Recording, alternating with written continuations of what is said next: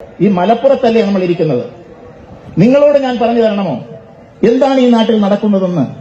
ഉണരൂ, ഉണർന്ന് പ്രവർത്തിക്കൂ, ചിന്തിക്കൂ. നാളത്തെ നമ്മുടെ ഭാവി ബംഗ്ലാദേശിലുള്ള ഹിന്ദുവിന്റെ ഭാവി ആകരുത്. പാകിസ്ഥാനുള്ള ഹിന്ദുവിന്റെ അവസ്ഥ ഈ കേരളത്തിൽ ഉണ്ടാകരുത്. എന്റെ പ്രിയപ്പെട്ട കൂട്ടുകാരൻ അഭിജിത്ത്, ഞങ്ങളിപ്പോ നിൽക്കുന്നത് കേരളത്തിലെ പ്രശസ്തമായ അമ്പലമായ ഓച്ചിറ പരബ്രഹ്മ ക്ഷേത്രത്തിന്റെ മുമ്പിലാണ്.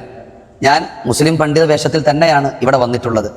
ഒരാളും എന്നെ തടഞ്ഞിട്ടില്ല, ഒരാൾക്കും യാതൊരു പ്രയാസവും ഇവിടെയില്ല. ഇതാണ് സൗഹാർദ്ദത്തിന്റെ ഏറ്റവും വലിയ സന്തോഷമുള്ള ഓച്ചിറക്കാരുടെ അഭിമാനമായ ക്ഷേത്രം. അപ്പൊ ഞാൻ എന്തിനാണ് ഇവിടെ നിന്ന് വീഡിയോ എടുക്കുന്നത്? അതല്ലേ നിങ്ങളുടെ ഇപ്പോഴത്തെ സംശയം? പറയാം. ഒരു സ്വാമി പറഞ്ഞൊരു വീഡിയോ ഇപ്പൊ വൈറലാണ്. ഹിന്ദുക്കളെല്ലാം ഉണരണമെന്നാണ് അദ്ദേഹം പറഞ്ഞത്.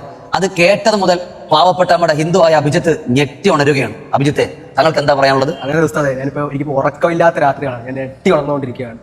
സ്വാമിക്ക് എന്റെ വന്ദനം. സ്വാമി സ്നേഹപൂർവ്വം പറയാ, ഇതിനേക്കാളും തലതൊട്ടപ്പന്മാര് വന്നിട്ട് ഞങ്ങളൊന്നും പിരിക്കാൻ പറ്റിയിട്ടില്ല. കേരള മണ്ണ് സൗഹാർദ്ദത്തിന്റെ മണ്ണ. അവിടെ ഹിന്ദുവും മുസ്ലിമും ക്രിസ്ത്യനൊക്കെ ഒരേപോലെ സ്നേഹത്തോടു കൂടി കഴിഞ്ഞ മണ്ണ. ഇനിയും അങ്ങനെ തന്നെ കഴിയും. ആരൊക്കെ എന്തൊക്കെ ചെയ്താലും ഞങ്ങള് ഒറ്റക്കെട്ട. സ്വാമി, നമ്മുടെ നാട്ടിൽ ഇത് വേണോ? നിങ്ങളെപ്പോലുള്ള മതപണ്ഡിതന്മാർ നിങ്ങളുടെ വിശ്വാസികൾക്ക് പഠിപ്പിച്ചു കൊടുക്കേണ്ടത് നന്മയും സ്നേഹവുമല്ലേ? മുൻഗാമികൾ അങ്ങനല്ലേ നിങ്ങളെ പഠിപ്പിച്ചത്? ശ്രീനാരായണ ഗുരുവും സ്വാമി വിവേകാനന്ദനും രമണ മഹർഷിയും ആദി ശങ്കരാചാര്യരെല്ലാം ഇവിടെ സ്നേഹത്തിന്റെ, നന്മയുടെ, ഒരുമയുടെ സന്ദേശങ്ങളല്ലേ പഠിപ്പിച്ചത്? നിങ്ങളും ആ മാർഗത്തെയല്ലേ പിൻപറ്റേണ്ടത്? ഇവിടെ ആര് വിദ്വേഷ പ്രചരണം നടത്തിയാലും നമുക്ക് ഒറ്റക്കെട്ടായി അവരെ ഒറ്റപ്പെടുത്താം. അതേത് പണ്ഡിതന്മാരാണെങ്കിലും ശരി, ഈ പറയുന്ന ഞാനാണെങ്കിലും ശരി.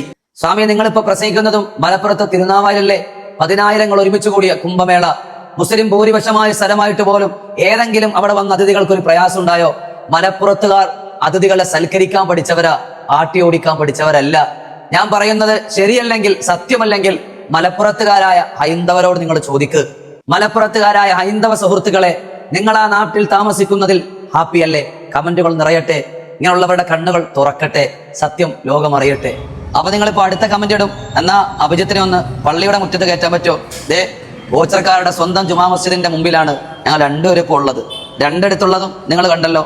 ഓച്ചിറ ഇങ്ങനെയാണ്, മലയാളികളും കേരളക്കാരും ഇങ്ങനെയാണ്.